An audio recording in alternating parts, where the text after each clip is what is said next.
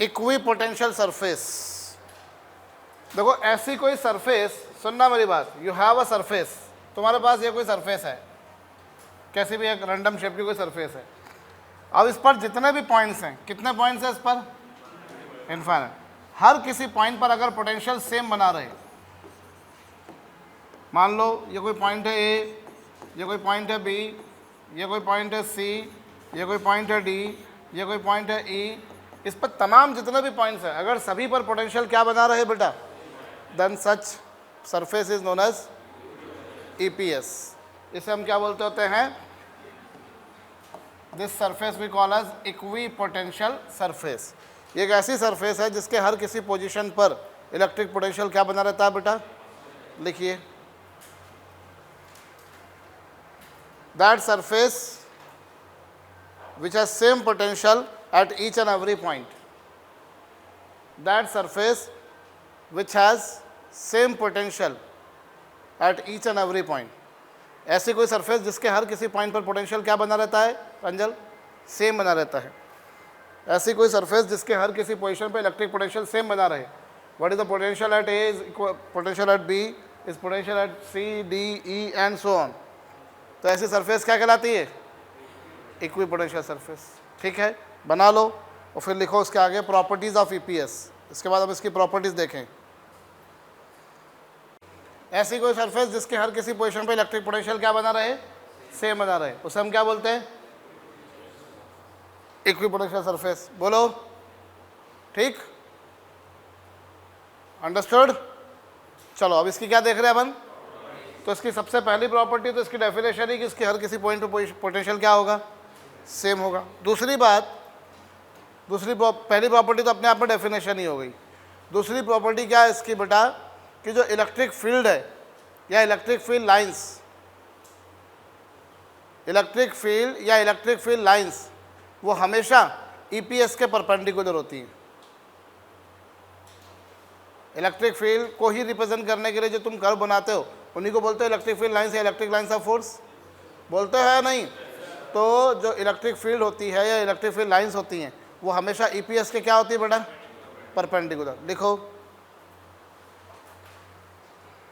Electric field and electric field lines, electric field and electric field lines are always perpendicular to the EPS.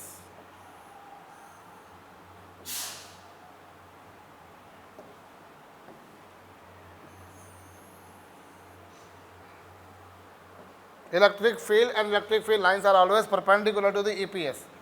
जैसे अगर तुम्हारे पास कोई EPS planar है, कोई EPS तुम्हारे पास कैसी है? कोई ईपीएस तुम्हारे पास कैसी है? ये प्लेनर है, तो इलेक्ट्रिक फील्ड कैसी होगी? इसके परपेंडिकुलर होगी। कैसी होगी? इसके परपेंडिकुलर। परपेंडिकुलर है ना ये? इलेक्ट्रिक फील्ड लाइंस इसके परपेंडिकुलर होगी। अब ये ऐसा स्फेयर है तो स्फेयर में कैसी होगी इलेक्ट्रिक फील्ड लाइंस? स्फेयर में परपेंडिकुलर कौन होता है? स्फेयर में परपेंडिकुलर होता है रेडियस। अरे होता है या नहीं? ये लीजिए, ये लीजिए, ठीक है। इलेक्ट्रिक फील्ड लाइंस या इलेक्ट्रिक फील्ड हमेशा ईपीएस के क्या होती हैं बच्चों? परपेंडिकुलर। ठीक, लिखिए,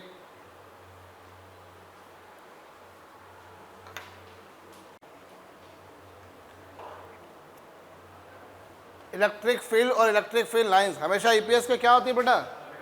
अगली प्रॉपर्टी इसकी, कोई भी दो ईपीएस एक दूसरे को इंटरसेक्ट नहीं करेंगी। क्यों नहीं करेंगी? दिमाग लगाओ। एक ईपीएस ये है तो इलेक्ट्रिक फील्ड लाइंस ऐसी हैं, ये एक ईपीएस है तो इलेक्ट्रिक फील्ड लाइंस ऐसी होंगी कि नहीं होंगी? ऐसी होंगी। अब इसको किसी ने कट कर दिया तो उसके परपेंडिकुलर ऐसी हो जाएंगी, तो एक ही पॉइंट पे इलेक्ट्रिक फील्ड की दो डायरेक्शंस आ जाएंगी। नहीं आ समझ में भाई? जैसे ये है तो इलेक्ट्रिक फील्ड लाइंस ऐसी हैं, और एक ये है तो इलेक्ट्रिक फील्ड लाइंस ऐसी हैं। अब एक ही पॉइंट पे इलेक्ट्रिक फील्ड लाइंस ऐसी भी हो गई और ऐसी भी हो गई। Is that possible? दो ईपीएस कभी भी, जैसे इलेक्ट्रिक फील्ड्स हमने जैसे पढ़ा था, इलेक्ट्रिक फील्ड लाइंस एक दूसरे को इंटरसेक्ट, बिल्कुल वैसे ही two EPS do not intersect each other. Two EPS do not intersect each other.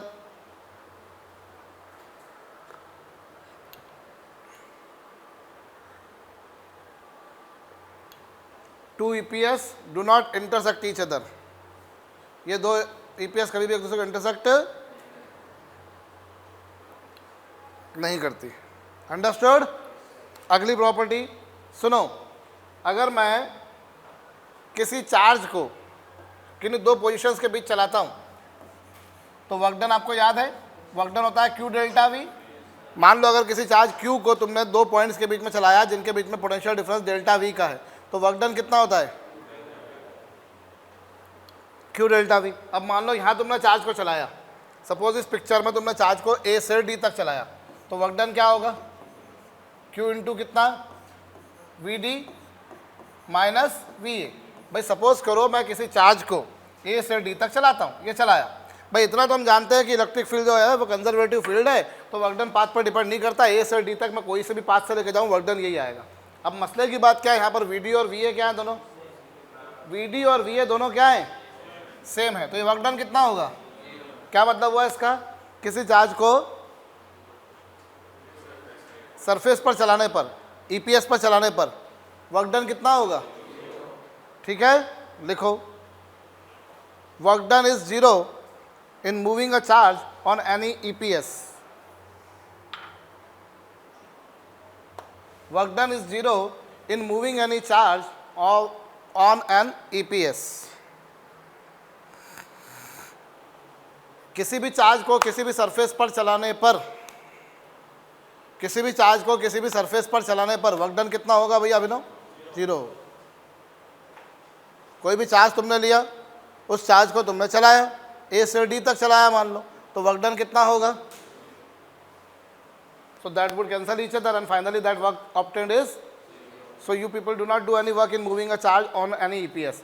हाँ, ये एक आप भाई कोई वर्क नहीं होगा, लेकिन ये बात है कि अगर तुम एक ईपीएस से दूसरे ईपीएस पर लेके जाओगे तो वर्क डन होगा, क्योंकि उन दोनों ईपीएस के बीच में कुछ पोटेंशियल का डिफरेंस है।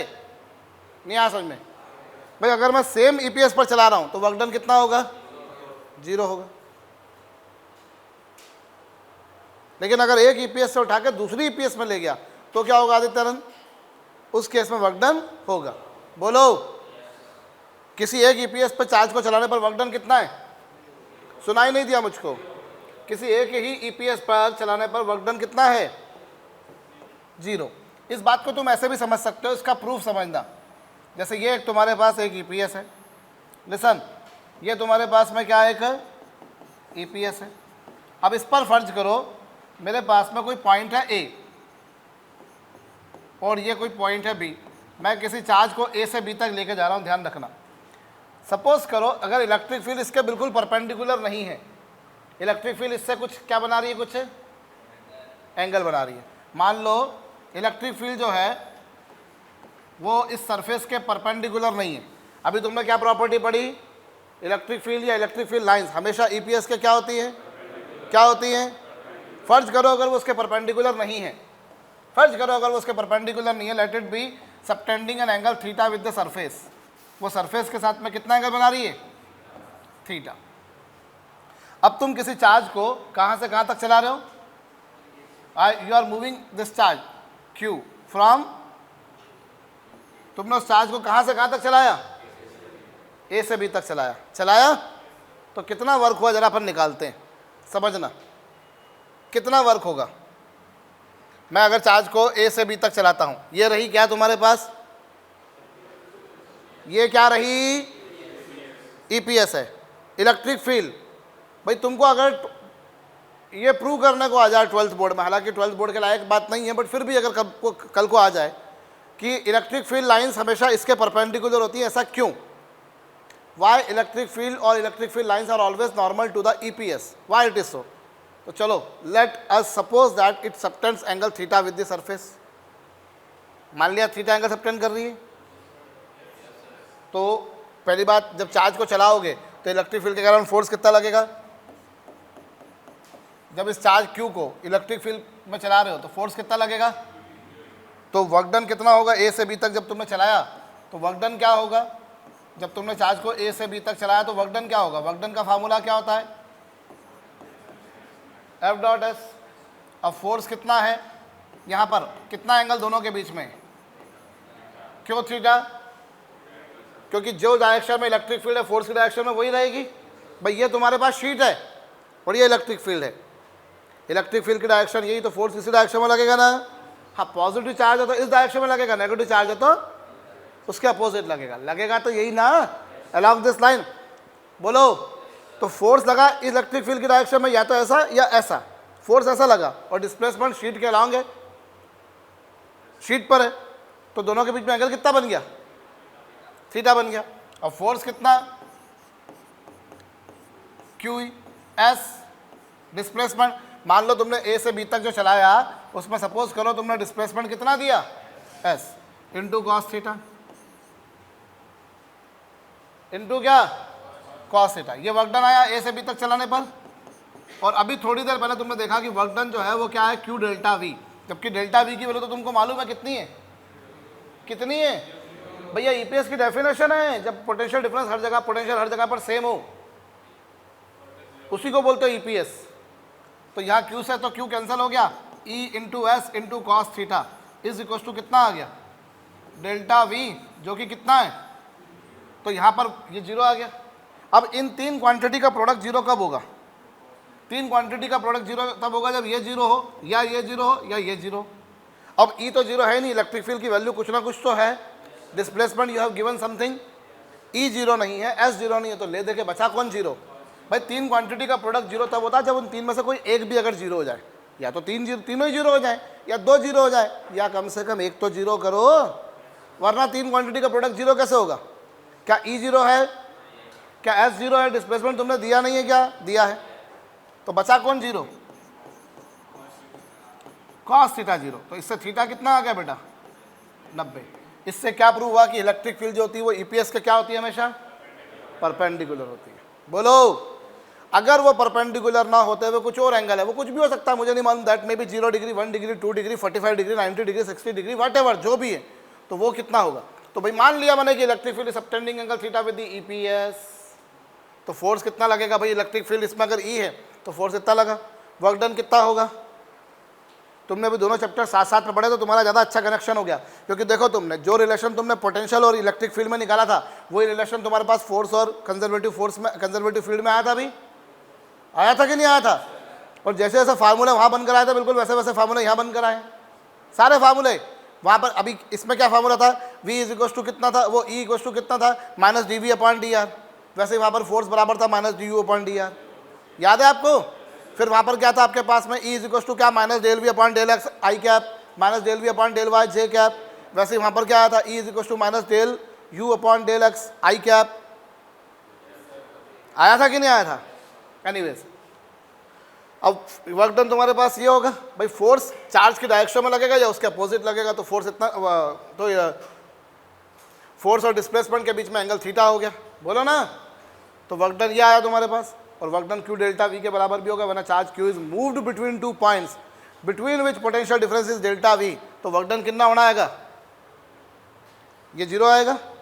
अब डेल्टा वी तो जीरो है ही सही, अरे ईपीएस की परिभाषा है जिसके हर पॉइंट पे पोटेंशियल सेम रहे, तो डेल्टा वी जीरो। तो इससे क्या आ गया तुम्हारे पास कॉस, क्योंकि ये जीरो नहीं है ये जीरो नहीं, तो बचा कौन जीरो, मतलब थीटा कितना। It proves that, it concludes that, it says that, it states that electric field is always normal to the EPS, note it down. तो किसी भी ईपीएस के इलेक्ट्रिक फील्ड हमेशा कैसी होती है, इलेक्ट्रिक फील्ड या इलेक्ट्रिक फील्ड लाइंस हमेशा क्या होती है, उसके नॉर्मल होती हैं, अंडरस्टूड। ठीक है, तो अपन ने पहली प्रॉपर्टी क्या देखी भैया, ईपीएस की प्रॉपर्टी पहली क्या है कि जिसके हर पॉइंट पे पोटेंशियल सेम हो। दूसरी बात, हमेशा इलेक्ट्रिक फील्ड लाइंस इसके परपेंडिकुलर होती हैं। तीसरी बात, वर्क डन कितना होता है। और दूसरी तीसरी प्रॉपर्टी को मिलाकर अपन ने ये कर दिया। बोलो, अब अपन अलग अलग सिस्टम ऑफ चार्जेस के कारण ईपीएस ड्रॉ करते हैं। सुनना, अलग अलग सिस्टम ऑफ चार्जेस के कारण, if you have a point charge, कौन सा चार्ज है तुम्हारे पास, that may be a positive charge और that may be a negative charge. तो पॉइंट चार्ज के कारण ईपीएस कैसी होगी बेटा, कैसी होगी, spherical. What kind of charge it is,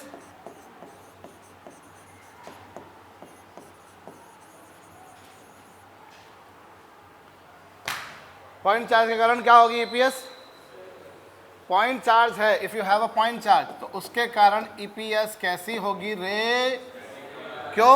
क्योंकि आपको पता है इससे डिस्टेंस r पर पोटेंशियल क्या होता है। If you have a charge q, तो इससे डिस्टेंस r पर पोटेंशियल क्या होता है, q upon 4 pi epsilon naught r।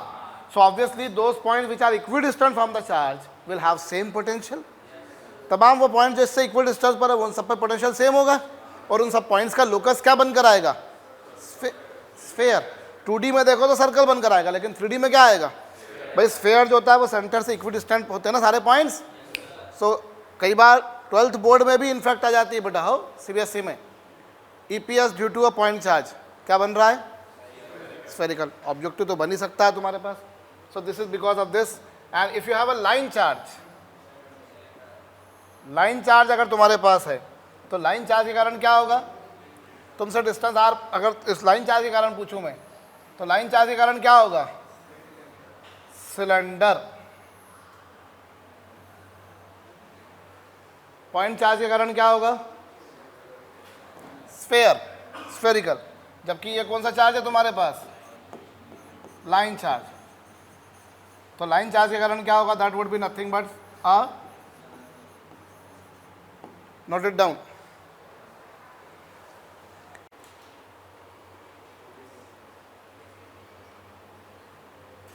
कर लिया। तो ये पॉइंट चार्ज के कारण स्फेरिकल और लाइन चार्ज के कारण। एंड इफ यू हैव, तुम्हारे पास में यदि शीट है तो इसके कारण क्या होगा, इसके कारण जो कहानी बनकर आएगी भैया, किसके कारण, यहां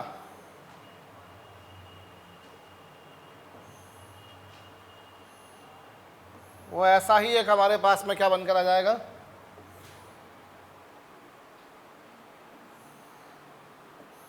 ये लीजिए सब, इस तरह का बनकर आएगा ये।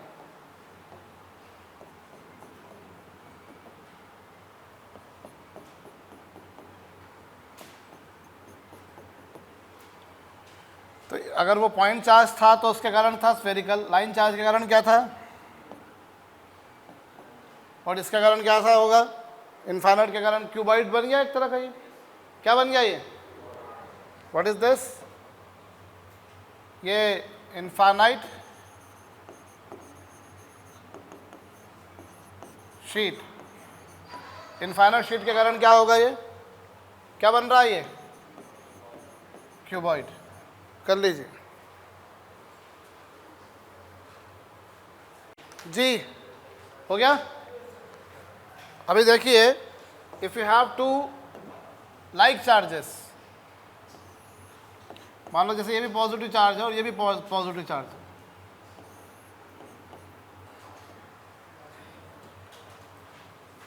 तो इनके कारण कैसा बनेगा बेटा, सुनना, एक आइसोलेटेड चार्ज के कारण तो देख लिया अपन ने स्फेरिकल है, ठीक है।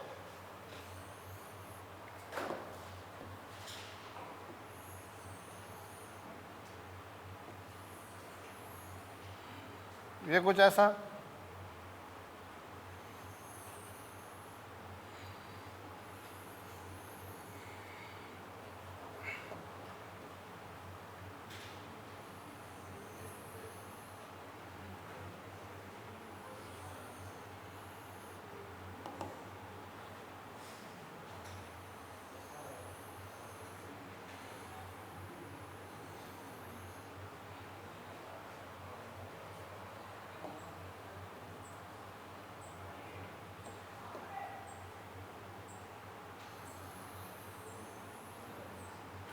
ये किसके कारण देख रहे हैं अपन, दोनों चार्जेस कैसे है बेटा,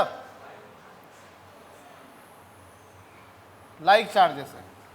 अगर तुम थोड़ा सा इस पर दिमाग लगाओ तो क्या हो रहा है, मतलब एक तरह से ये स्फेयर बन रहे हैं, एग्जैक्टली स्फेयर नहीं है, एलिप्स टाइप के बन रहे हैं ये, और ये जो एलिप्स है धीरे धीरे पास में आते जा रहे हैं, खसकते जा रहे हैं।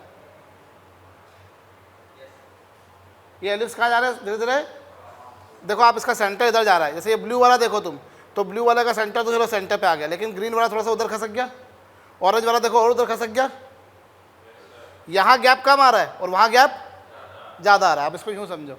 अलग अलग भाई आपको, क्योंकि ये electric field lines, electric flux के ऊपर क्वेश्चन बनता है, इस तरह से डायग्राम बेस्ड क्वेश्चन बनता है। ईपीएस पे नॉर्मलाइज मैनर में ऐसे क्वेश्चन ज़्यादा नहीं बने हैं, 12th बोर्ड में बहुत पूछे जाते रहे हैं, पर जेई में नीट में नहीं आ सकता ऐसा नहीं है, ठीक है। तो आप इसको याद कैसे कर सकते हो, आप देखो धीरे धीरे ये पास में खसकते जा रहे हैं। भाई यहाँ तो चलो इसका सेंटर यहीं आ गया, लेकिन थोड़ा सा ग्रीन वाला इधर खसका, फिर ऑरेंज वाला देखो और खसका, येलो और खसका, बोलो ठीक है। तो ये इस तरह से बन रहे हैं, मतलब एक तरह से ये एलिप्स टाइप बन रहे हैं, और एलिप्स जो है उसका सेंटर टूवर्ड्स उनके बीच में आते जा रहा है, कहिए। तो ये हमने किसके कारण बनाया, ड्यू टू लाइक चार्जेस। भाई या तो दोनों पॉजिटिव हो या फिर दोनों, नोट इट डाउन।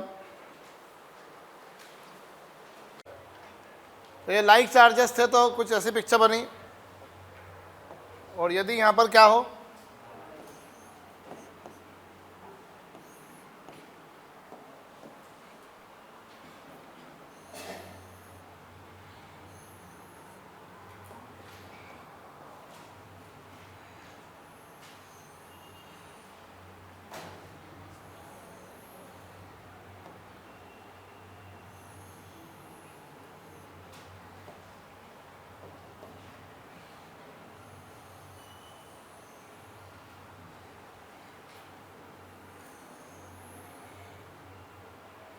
दूर चला गया,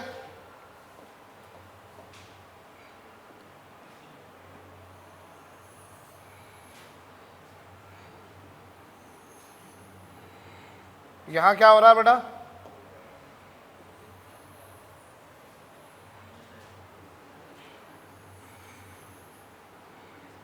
दूर जाया जा रहा है इसमें।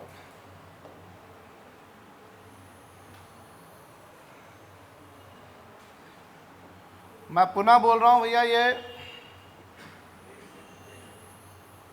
हाँ धीरे धीरे क्या होगा, ये एक दूसरे से दूर दूर जाता जाएगा, बोलिए ठीक।